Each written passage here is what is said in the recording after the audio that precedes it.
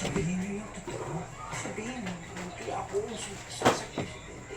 Pamilya Sagrado, 8:45 p.m. Ngayon pa rin isang bago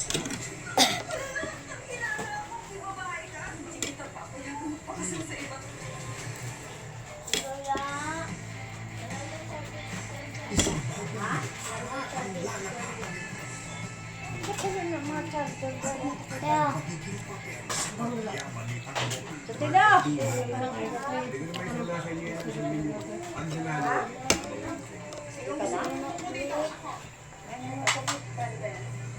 Lalo mo talaga yan. Akin na yun. Pero ako bang pinihira. Pinihira ka lang. Che!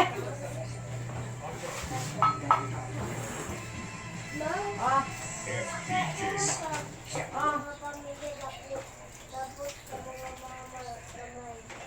Kamay lang sa mama. Dako sa pamilya. Dako sa pamilya.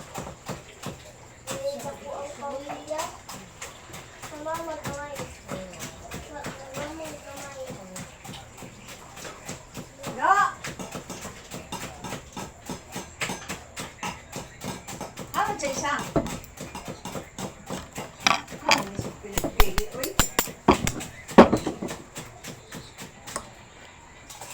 Bilo pag mga ang sabi ng kapatid ko sa hindi balik niya sa puso. Hi, Bel!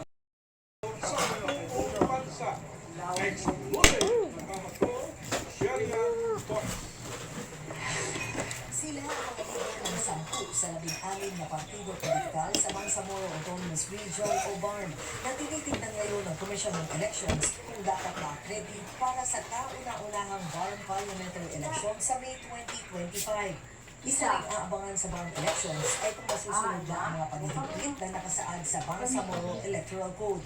Partikular na yung pagbabawal sa magkakapamilya na tumatakbo ng sabay-sabay, pag-abandona sa sinamahang political party, at pagbibigay ng 30% ng pasto sa 10 bar parliament seat sa mga baihan. Ito yung na-promulgate at na-approve noong April 17. Awal ko ang nanay, tatay, lolo, lola, asawa, pati po yung anak at apo. Yan po kasing umaabot sa second degree of affinity and consanguinity. Samantala ang pagsama ng mas malaking boses ng kababaihan, sabi ni Nadia Lorena ng Bangsamoro People's Democratic Party, ay simbolo rin ng pagbubukas ng pinto sa mas nakararami. Pero hindi na rin ang boses sa mga nakalipas na panahon. Inaasahan ko lahat ng mga kasama na nagtatakbo adhere to at to the democratic process. Kasi yun naman talaga yung real goal ng Bangsamoro is to create a moral Umaasa rin si Lorena na gaya sa BARM, may patutupad na rin sa buong bansa ang anti-political dynasty at ang BARM parliamentary elections. Tingin din Bilong, mas magkakadisiplina ang mga kakandidato pagdating sa party loyalty. Dito, talagang may punitive provisions na hindi ka pwedeng patalon-talon na political party. In fact, mismo sa elected or designated position. Kung ikaw ay isang member of parliament na na-elect under your political party at bigla kang umalis, sabi mo ayaw ko na, yung pati position mo, nawawala. Napakahalaga na mag-succeed ang parliamentary election sa BARM dahil ito ay posibleng maging proof of concept na kaya ng reforma sa bansa natin. Kung ang reforma ay may papatupad sa BARM, mas lalo na sa buong bansa. Paano maidiin ang usapin sa political dynasty at pagiging balimbing ang hamon itihangki sa mga kakandidato sa halalan 2025. Isama ito sa mga debate at sabihin sa mga botante kung ano ang paninindigan nila tungkol dito para magkaalaman na. Sherian Torres, ABS-CBN News.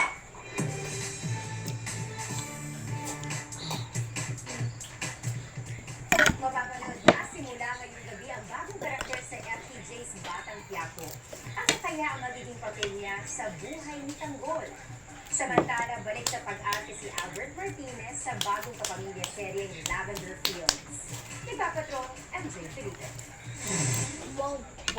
Pansamantalang ni Albert Martinez ang kanyang sabbatical o bakasyon sa showbiz para tanggapin ang bigating proyekto ng Dreamscape Entertainment, ang Lavender Fields. Ako ang na-assign sa case nila. Kwento ni Albert, hindi niya mahindihan ang Sandro. Jericho Rosales, and Janine, and Jelena, and Lorenzo Fraction. It's a powerful cast. And to top it all, I'm working with my two favorite directors, Direct Manny and Direct Jordan. So the ingredients that I look for in a project is complete. Homecoming project ito ni Albert sa Dreamscape Entertainment. Muli siyang napanood sa seryeng The General's Daughter noong 2019. Samantala, lalabas na ang bagong karakter sa FPJ's Batang Quiapo ngayong gabi. Nabibigyang buhay ni Barbie Imperial. I play the role of Nasai, and I am a singer here lang, and I am also a sabalera, and I steal cars for a living. Reunited si Barbie kay Direk Coco Martin na nakatrabaho rin niya noon sa FPJ's Ang Provinciano. Kwento ni Barbie, alam niya ang seryeng ito, kaya hinanda niya ang sarili para dito. I tried Muay Thai and boxing para lang ready ako if ever na may pagawing action sa akin si Direk Coco. Tuloy-tuloy ang pagkakita ng mga manonood sa Batang Quiapo. Patunay nito ang mahigit 718,000 na concurrent viewers ng action serye sa Pamilya Online Live kagabi. Kaya naman halagay niya. MJ Felipe, ABS, Yan News.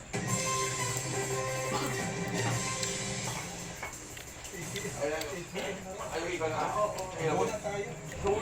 Alis na. Alis na. Alis na. Go. Alis na kayo. Paano nakaalis? Nag-go nga eh. Nag-go. Nag-go. And sis Bob. Yan po, mga balita po ng kaya namin. Para sa inyo, tuloy-tuloy po ang pagbabatro sa Kapamilya Channel, Kapamilya Online Live at A to Z. Ako po si Henry Umaga Diaz. Para sa